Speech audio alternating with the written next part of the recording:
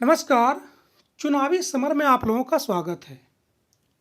ओवैसी ने सीएए और एनआरसी के खिलाफ मुस्लिमों के प्रदर्शन को किया सलाम। जी हाँ, जैसा कि हम जानते हैं कि मोदी सरकार ने दलितों और मुस्लिमों के खिलाफ तानाशाही का रास्ता अपनाते हुए सीएए और एनआरसी जैसे कानूनों को बनाया। हालांकि मोदी सरकार ने शायद यह सोचा था कि जनता उनकी तानाशाही के खिलाफ आवाज़ नहीं उठाएगी, लेकिन दलितों और मुसलमानों ने मोदी सरकार को यह एहसास करा दिया कि अब देश में कमजोरों को दबाकर रखना संभव नहीं है। चाहे उच्च वर्ग के लोग हों या फिर सरकार, कोई भी दलितों, पिछड़ों और मुस्लिमों का शोषण नहीं कर सकता। गौरतलब है कि सीएए और एनआरसी के खिलाफ सिर्फ देश में ही नहीं बल्कि विदेशों में भी प्रदर्शन देखने को मिला। स्थिति यह थी कि इन कानूनों की वजह से अमेरिका अमित शाह को बैन करने के लिए भी तत्पर था। यानी कि मोदी सरकार ने भले ही दलितों और मुस्लिमों के खिलाफ ओछी राजनीति का परिचय दिया, लेकिन भारत के साथ साथ दुनिया के लोगों ने मोदी सरकार की तानाशाही का मुंह तोड़ जवाब दिया।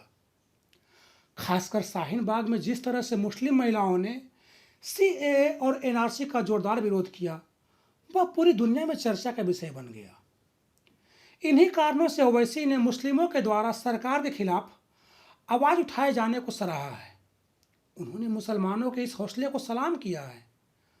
ओवैसी ने कहा कि सीएए और एनआरसी के खिलाफ प्रोटेस्ट के लिए आपको सलाम करता हूं।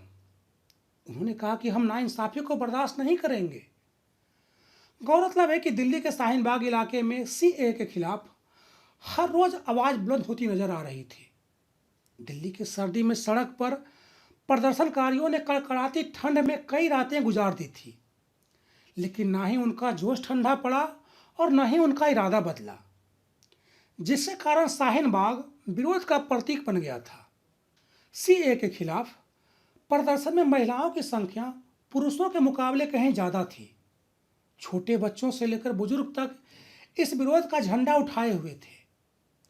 नागरिकता कानून के खिलाफ भीड़ डटी थी और लोगों का यही कहना था कि सरकार नागरिकता कानून वापस ले। वो तो कोरोना बीच में आ गया, वरना सरकार को सीएए और एनआरसी के मुद्दे पर घुटने टेकने पड़ जाते।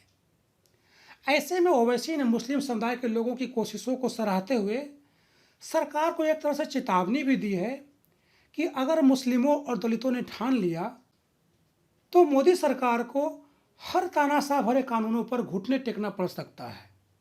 धन्यवाद।